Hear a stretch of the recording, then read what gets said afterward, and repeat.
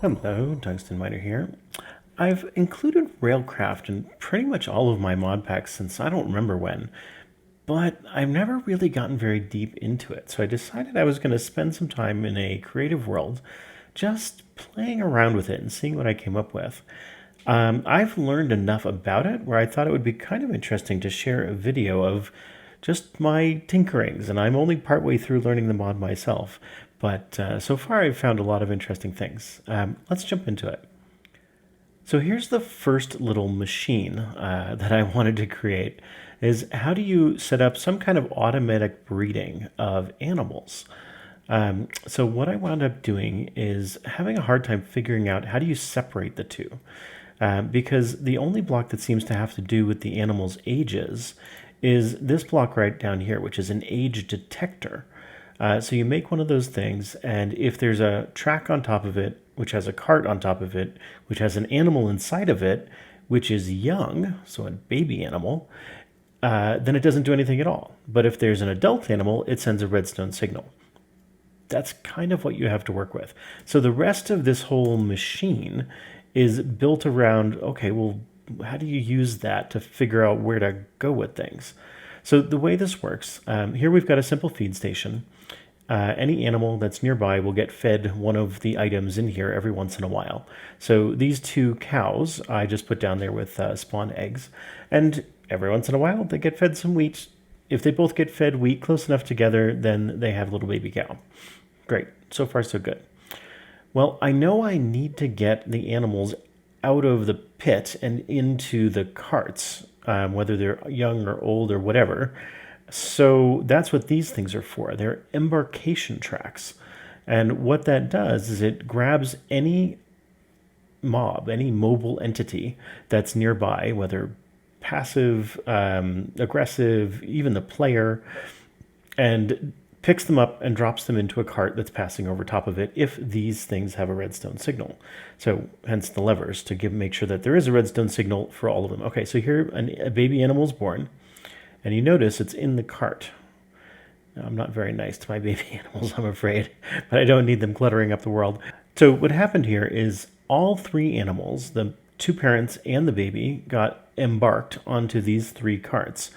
And then as the train started pulling away, this age detector detected the adult animal and bumped it back out again using this disembarkation track.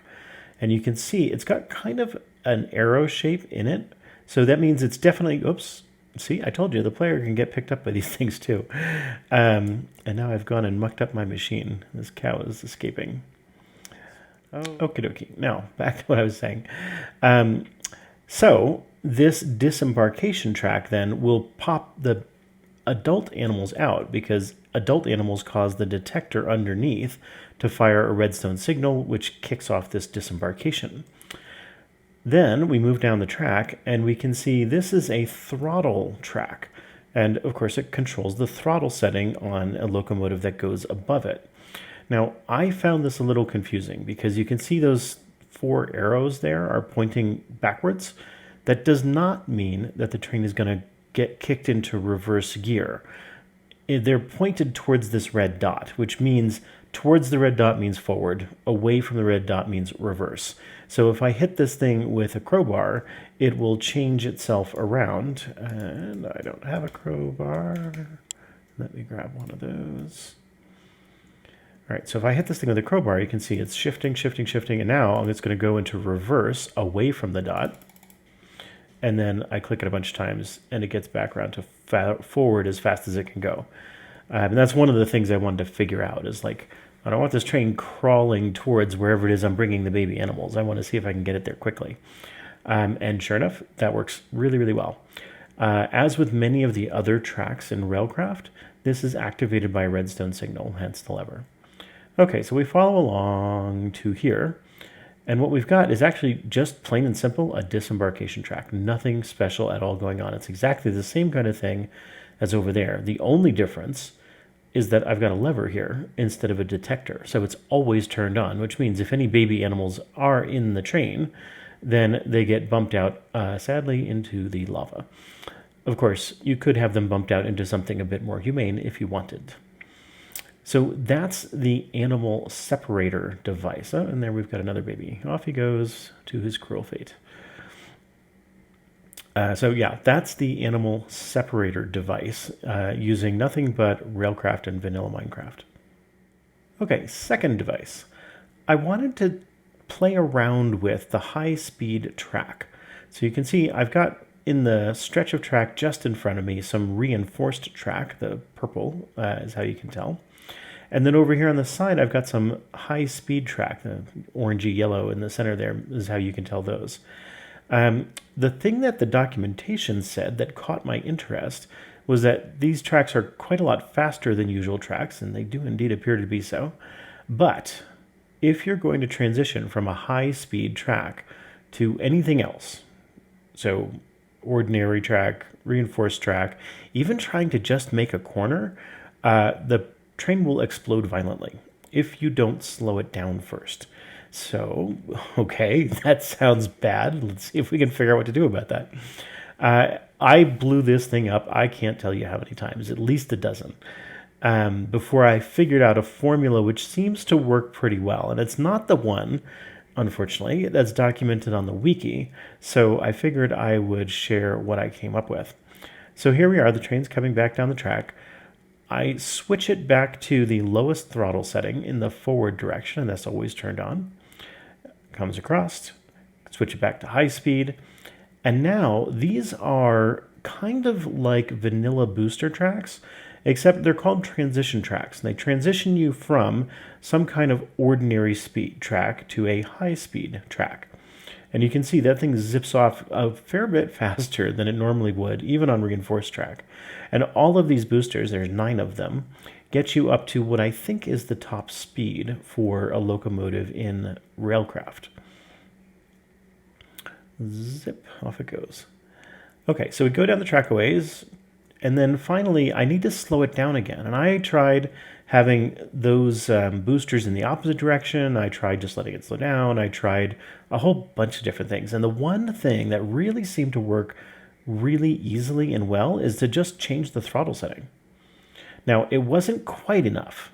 So you need a few more pieces of high-speed track because the throttle's going to go off here, and it takes just another couple of meters for the train to really slow down completely, well, not completely, but enough that it doesn't just blow up on you. So any fewer high-speed tracks after your throttle going down is going to cause a violent explosion and blow up a piece of your track, not to mention your train and anything else that's in it, including you. Over here, I just put the throttle setting back to high. This doesn't need to be high-speed track particularly, but I was curious whether you get any benefit from the high-speed track, just having the throttle go up, or is it the same as using like reinforced track or something? And as far as I can tell, it's pretty close. If it's not exactly the same, I can't tell just by looking at it. It's still pretty fast though. Okay, next I wanted to figure out how to deal with loading and unloading the train. And in particular, there was 2 pieces of this that I was curious about to see how you'd control them and what you do about them. One of them is reloading water. These are all steam engines, of course, so they use up water. The second is reloading fuel, because they've got to burn something. And then finally, how do you load and unload cargo without taking the fuel out of the train? So I set this thing up. This is just a water tank. There are 9 blocks on the bottom, 9 blocks on the top, and 8 blocks with the center missing in the middle there. And then this thing just slowly fills up with water. That's all there is to it. These are metal platforms. These are metal posts. They're just decorative blocks that come with Railcraft. I thought they looked kind of like a neat way of getting that thing up off the ground. This is a fluid loader block, and you can see it's got this little hose that it dips down and fills up the engine when it comes by. So in here, I'm filling it with water. I happen to have it filling with water because it's next to this tank. Of course, if I had other ways of filling it with water, those would all work too. I don't want to load tank cars and other kinds of cargo sorts of things. I just want to fuel up my steam engines. So I took a steam engine and just dropped it in here. Now, This is just a ghost image. I didn't really like have to dedicate a steam engine to this. So if you're short on iron, don't worry. And then down here, there's a bunch of different settings that you can use to say, when do you want this thing to output a redstone signal? Because it's going to do some kind of loading, and then it's going to output a redstone signal. But there's a bunch of different times at which it could do that. So in this case, since what I'm trying to do is refill a train that already has some water in it, I want to resupply the train and to get that redstone signal, just like this says. I want to process, so load the water, until the train is full or the supply is empty, but I don't want to mess around with anything that doesn't actually have water in it. And there's a bunch of other choices. This is the one that seems to work correctly for doing what I'm trying to do of reloading trains. Underneath here, I have what's called a lock track. And it has a whole bunch of settings too. And you use your crowbar, just right-clicking it, in order to get it into the setting you want. The setting I've got it in right now is the holding setting. So not holding train, just holding by itself. So you click on it and it changes holding mode. What this will do is when it does not have a redstone signal, it will stop any cart or train that arrives on top of it. Just kind of sits there until it gets a redstone signal. This thing emits a redstone signal once the condition that we've set on this button has been arrived at. And in fact, it emits the redstone signal from the little hose so that actually kind of gets to the track down here. So you can have your fluid loader 2 blocks above, hose comes down. Once it has filled up the tank on the engine, it emits a redstone signal, which triggers this locking track to unlock, and you can see it has that kind of red glow, which kind of just pushes the train along, or at least allows it to move along. We have something very similar over here for the refueling station. So this is an item loader block. It works in a similar kind of fashion. Here we say, what filter do we want? So which things are going to get loaded? And in this case, I want 64 coal coke. So I want a full stack of coal coke. I only want to affect steam locomotives. And again, there's a whole bunch of different options here about when do you finally consider that the conditions have been met. So I can say I want to stock the current setting, which means I want to keep putting more of this thing in until I've arrived at how much is specified in the filter. I can change this to transfer. I only want to move exactly how many are specified over here. So I could say I want to load 2 each time the train comes past. I could move everything I possibly can get. So I want to move everything out of the buffer into the train. Or I just want to move until the source matches. See here, now we're loading up the train because it's got a whole bunch of inventory for this kind of stuff. So now the train's going to be chock full. And since I'm on excess, I'm going to move until the source matches the filter. Well, the source is this buffer right here, and this train doesn't have enough room to store all of that much coal coke. So this condition will never actually be met because I can't get all of the excess out. Stock means I'm going to move until the destination, in this case the train's little bunker, matches the filter. So I'm going to keep going until the train has 64 coal coke in it. Of course, the next time it comes around, it's got more than 64 in it already, which means it's probably just going to send it straight along. I haven't actually tried that yet, so I'm still learning here. Let's see here what it chooses to do. Yep, straight through. Okay, so I'm going to steal all that back again, and I'm going to stuff it back in here. Okay, so the other part of this mechanism is on either end here. And I've got a whole bunch of oak wood planks that I'm going to throw into here. And here I'm saying I want to transfer. I want to move exactly what is specified in the filter. And I've said I only want to go into a cargo cart. So the engine goes by, this other guy goes by, and when this guy gets there, you notice there's the tiniest of little pauses. Let me say I'm going to move all matching items next time around. So when the train comes by this time, that last cart is going to stop under here because this is not going to have a signal. This will give the signal to go ahead to the engine because it doesn't match the criteria. It's not a cargo cart. Neither is that a cargo cart, but that one is. So it's going to sit there until we've moved all of the inventory from this buffer, because we've said all, down into that cart. And we're going to keep going until the process is complete. And there's a bunch of different settings on this too about being able to do part of what is specified or all of what is specified. So I'm telling it to do everything. And yeah, you get a neat little graphic about how full that particular cart is. Now on the other side, this is an item unloader. It's going to take oak wood planks. It's only going to do cargo carts, and it's going to move all matching items, and it's going to process until out of room or out of supply. So this is one of the other options. It's going to keep going basically until it can't fill up the buffer anymore, and then it'll just let the train go. Or it's going to keep going until that cart is empty, even if the buffer isn't, and it'll let the train go in that case. So this is kind of the most forgiving. I'm going to take what I can get, and then I'll let it keep going. And now we've moved all of the oak wood planks out of the train. Nothing left in the cargo cart. So here's how you deal with refueling and reloading without having to mess around with the cargo. Basically, most of these things have this little filter for what kind of thing do you want to mess with. And I've got cargo carts in some, I've got locomotives in the others, and then I'm specifying which kind of blocks and what sort of activity am I interested in. Transfer.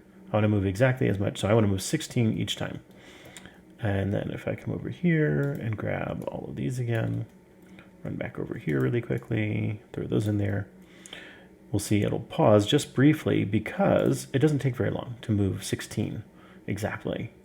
And if I made that a big number, the pause would be just a little bit longer, as you can see when I told it to move absolutely everything. So that's how you distinguish between stocking your engine versus loading up your cargo. Okay, next up, I wanted to learn about signaling. So how do you keep two trains from crashing into each other? There's a whole bunch of complicated stuff going on here, so let's break it down a little bit at a time. The first thing, though, is these Trackman goggles. These are an item that you can make for yourself that allows you to see how all of your signaling and whatnot is configured. They're immensely helpful when you're trying to figure all this out. They have a bunch of different modes, though. So the way that you change that is you pop them into your hotbar and then you shift right-click until you get around to the one you want. So I want signaling at the moment. And then you just pop them on your head, and now you can see the signals in the world as these little laser beams, which is very, very handy. Okay, so starting at the beginning, the first thing you want to start with are these guys right here. And these are signal blocks, block signals. So the way they work is you drop them above or near your track, and they basically extend down by 2 blocks and out by 2 blocks in each direction. So they're detecting the block that's immediately underneath them as the beginning of the area that they protect, because that's what they do, is they define a section of track, which is the thing that you're observing. So here, I'm starting from this little point over here to this little point over here, just this middle piece, including the junction. So what they do is whenever a train or a cart enters into the zone that they define, that train or cart now sets off the signal. And I should probably talk about this guy. So this signal surveyor, the way that these things work is you pop them down and then they're just disconnected. They don't know what's going on. So the next thing you'll do, and I probably will just do this. Actually, we need some tracks under them. Track. Any old track will do. Now we've got some tracks. And if I put a block signal here and a block signal here, you see how they're flashing red. That's because they're not connected to any other signal. There's no section of track that the two of them define together. But if I take my signal surveyor and I right-click on this guy, I'm beginning the survey. And now that one's flashing yellow, saying, okay, I get you, you're starting. Go find the other one. Right-click on that one. and now they're a connected pair. And this section of track is now the one being observed by this set of signals. Okay, so back over here. I've got this guy up here, I've got that guy over there. They define a section of track. Perfect. Now, what I have done is I have taken this signal tuner and I right-clicked on this guy, and then I right-clicked on this guy. Now, this guy is what's called just a receiver. Signal receiver. And what this guy does is it listens to signals that are being generated by any kind of controller. And a controller is really just something that generates a signal. So kind of repetitive, but whatever. One of the first controllers that you'll be worried about, of course, are these block signals. They are a kind of controller because they produce a signal. And a signal is just the color. It's just sending the information about which color this thing is right now. Now, you notice they keep flashing different colors. We'll talk about that in a minute. But first, that color now is getting beamed over to this controller, and the controller says, okay, when there is no redstone signal, or sorry, this receiver, when this gets a green signal, it's going to emit a redstone signal to any block that's adjacent to it, just like regular things do. But it starts out green, but I can choose to say, also do it on yellow, also do it on red. So these are toggle buttons. You can turn them on and off. And then this little lock here says, I don't want anybody else to mess around with this once I've got it set up. So right now, it's just on the default. When I receive a green aspect, so when something linked to me is green, like it is right now, then I'm going to emit a redstone signal. These boxes right next to it, and you can see on the top here, there's like an arrow pointing in, so receiving, and an arrow pointing out, so controlling or sending a signal. By default, when there is no redstone signal nearby, this is going to send out a green aspect. When there is a redstone signal nearby, it's going to send out a red aspect. So the combination of the two means when this guy gets green, he sends out redstone. When this guy gets green, right, got myself backwards there. When he gets a green signal, he's going to emit redstone. And when this guy gets it, he's going to send out red. So then I've connected this controller to this receiver. So it's just another receiver, same kind of thing. And that receiver is going to emit a redstone signal when it gets a green signal. So right now, it's emitting it. It's got a green signal. And this is just another locking track. And it's in the same holding mode. So what happens is something enters in here. And it means that this thing doesn't have a green signal anymore. So we come over here to this receiver, and it's emitting redstone when there's green, but not when there's anything else. So no redstone signal means this thing emits green, which means this thing emits green, because it's getting that green, so it's emitting a redstone signal. That redstone signal on this track means allow the train to proceed. So there's a lot of like logic and kind of bouncing back and forth. But what this all turns into is whenever there's something in the middle, it's going to cause that signal to not be green, which is going to bounce through these receivers to controllers to receivers, and it's going to cause the holding track to turn off its redstone signal, which means when a train arrives there, it gets held until a redstone signal comes from this guy, which only happens when you kind of bounce through all the different things. So this allows me to control whether or not a train goes past this point whenever there's one on this middle chunk of track. And of course, I've got the same setup over here. That's why I have a controller in the middle, a receiver here with two controllers on either side. The controllers both beaming their signals out to this receiver, and that causes this to get blocked. And to demonstrate that this is working to myself, I went ahead and set up two different trains, one of them running twice as fast as the other, so they're bound to conflict with one another pretty darn often. Okay, so last thing I wanted to do, at least for this video, is put it all together, right? I want to work with detectors, I want to work with the switches, I want to work with the signaling, I want to work with the fueling and refueling, So I've kind of got everything going on here all at once. So let's walk this through just one little piece at a time and kind of talk about what everything does. Obviously, I've got two trains. I dispensed with the carts because you just got to stretch everything out the longer the trains are so that you don't wind up mixing up your signals and stepping on things. So no carts this time. But it works just as well. You just need to make this whole setup a little bit bigger. Okay, so a train enters the system coming around here. We have this detector block, which is facing towards this switch motor. So that hole in the center is where the redstone signal is going to get emitted from. This thing is looking at any cart which comes by, including locomotives, and trying to say, does it have water less than 75% filling the tank? So we can just see that train went through here because that tank on that locomotive had less than 75%, and it's now just about filled. And so it got rerouted because ordinarily this track, you can see, is open. It allows trains to go past. But when a redstone signal comes out of this detector, it goes to this guy, which will switch on a red aspect, but it also isn't ignoring redstone, so it will do either.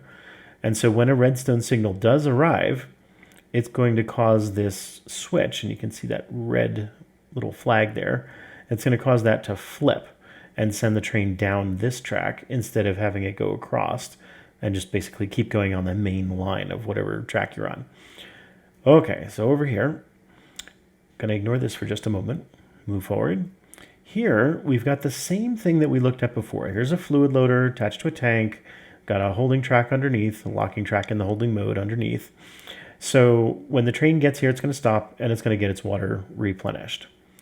Now we've also got a block signal, which detects if a train is on this block, this one, this one, this one, all the way up to here.